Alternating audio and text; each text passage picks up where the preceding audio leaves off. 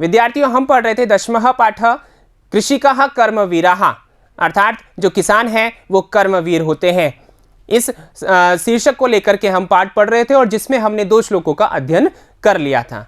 विद्यार्थियों आज तीसरा श्लोक हम पढ़ने वाले हैं और इस श्लोक में हम क्या पढ़ेंगे, इससे पहले आपने 2 श्लोकों में क्या पढ़ा इसका रिवाइज मैं एक बार कर देता हूं। पहले श्लोक में आपने पढ़ा कि चाहे सूर्य तपाए या फिर बादल जो है अत्यधिक वर्षा करे या सर्दी का समय हो, जो किसान और किसान की पत्नी है वो निरंतर अपने काम में संलग्न रहते हैं। दूसरे श्लोक में हमने जाना कि जो किसान और किसान की पत्नी है वो हल और कुदाल के साथ में खेत में काम करते रहते हैं, ठीक है, निरंतर अपने काम में संलग्न रहते हैं, ठीक है, ऐसा हमने जान लिया था।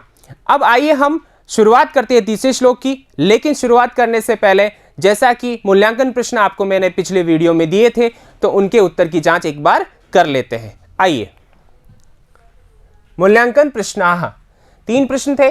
पहला प्रश्न था ग्रीष्मे तयोः शरीरम कीदृशम भवति, ठीक है, ग्रीष्म काल में उनका शरीर कैसा होता है, उनका किनका, किसान और किसान की पत्नी का, ठीक है। तो यहां पर सस्वेदम यानी कि पसीने से युक्त होते हुए भी वो काम करते रहते हैं।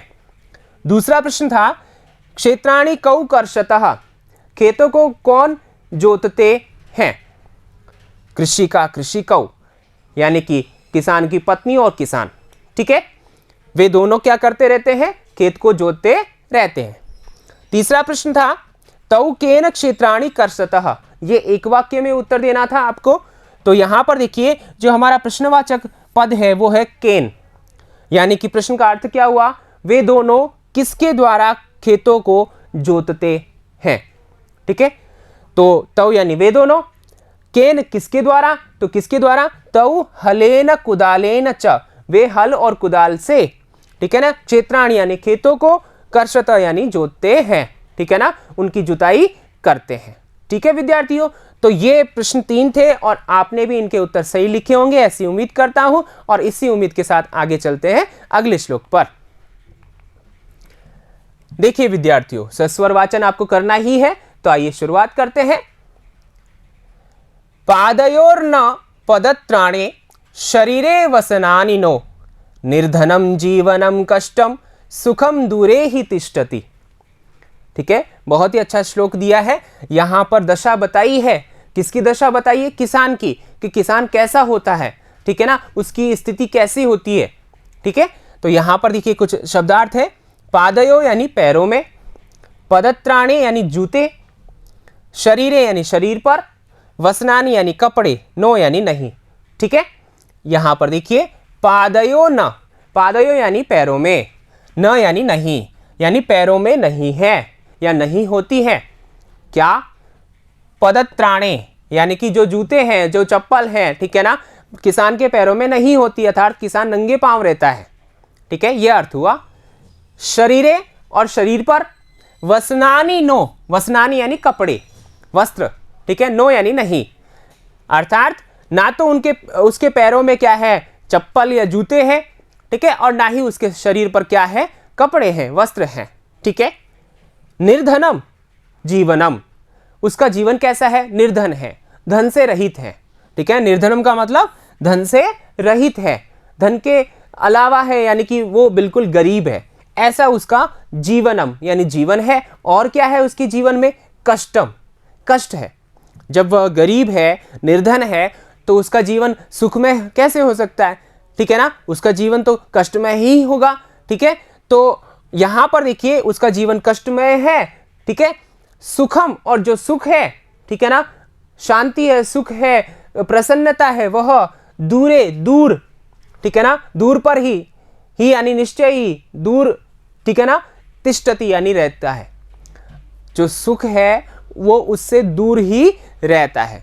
जाहिर सी बात है उसके पास क्या है उसके पास कुछ भी नहीं है, कुछ भी नहीं है मतलब ना तो उसके पैरों में चप्पल है, ना उसके शरीर पर, बदन पर कपड़े हैं, ठीक है, ऐसी स्थिति है और वो बिल्कुल गरीब है, ठीक है ना, और उसका जीवन कष्टों से युक्त है। ऐसी स्थिति में उससे जो है सुख है वो बहुत दूर ही रहता है।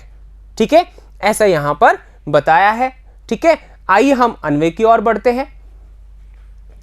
यहां पर देखिए, पादयोः पदत्राणे न शरीरे वसनानि न जीवनम निर्धनम कष्टम च ही दूरे सुखम तिष्ठति।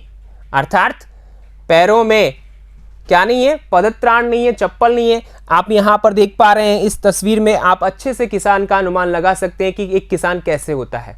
ठीक है, यानी कि यहाँ शरीर पर कपड़े नहीं है और फिर यहाँ पर देखिए पैरों में चप्पल नहीं है, जूते नहीं है इत्यादि।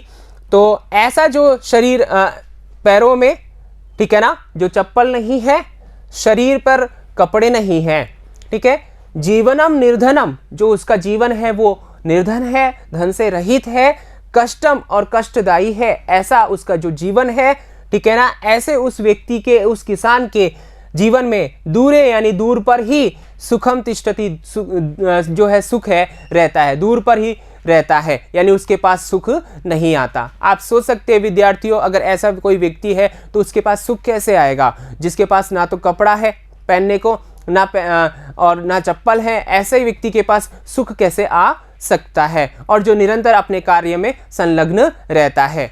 ठीक है, यहां अर्थ देखिए विद्यार्थियों, अब अत्र कृषकस्य जीवनस्य दृश्यम वर्तते, यहां पर किसान के जीवन का दृश्य है।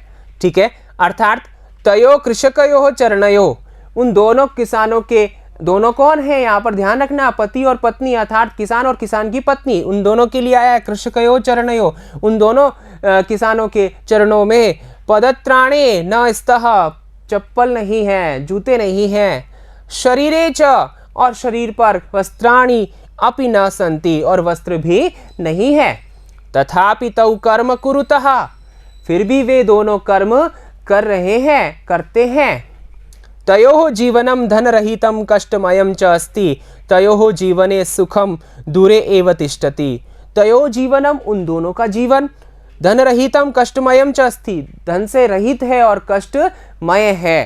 ठीक है ना, क्योंकि विद्यार्थियों यहाँ किसान जितना कमाता है उसको उसका उत्पादन का नहीं मिलता, उतना पैसा उसको वापस नहीं मिलता जितनी मेहनत वो करता है, इसलिए वो कैसा रह जाता है, हमेशा निर्धन ही रह जाता है। ठीक है, और जब निर्धन रह जाता है तो वो अपनी आवश्यकताओं के अनुसार क्या वस्तुओं की खरीदारी नहीं कर सकता, और जब नहीं कर सकता तो सुख उसको कहाँ से मिलेगा, इसलिए वो निरंतर अपने कार्य में संलग्न रहता है। तयो जीवने सुखम दूरे एव तिष्ठति, उनके जीवन से जो सुख है वो हमेशा दूर ही रहता है, मतलब कभी भी उनके पास में नहीं आता।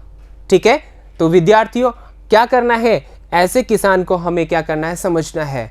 ठीक है, ऐसे किसान की जो दशा यहाँ पर बताई है उसको हमें ध्यान में रखना है। ठीक है, आइए आगे चलते हैं। मूल्यांकन प्रश्न, यहाँ पर मूल्यांकन प्रश्न है जो ये श्लोक आपने पढ़ा है इससे संबंधित। कुत्र पदत्राणे न, एक पदेन, एक पद में उत्तर देना है। दूरे किम तिष्ठति, ये भी एक पद में उत्तर देना है। दो ही प्रश्न है और इस श्लोक से संबंधित है। उम्मीद करता हूं कि आपने अच्छे से ध्यान से पढ़ा है और इनके उत्तर भी आप ध्यान से देंगे। ठीक है विद्यार्थियों, तो इनके उत्तर की जांच करते हुए अगले वीडियो में फिर मिलेंगे। तब तक के लिए धन्यवाद।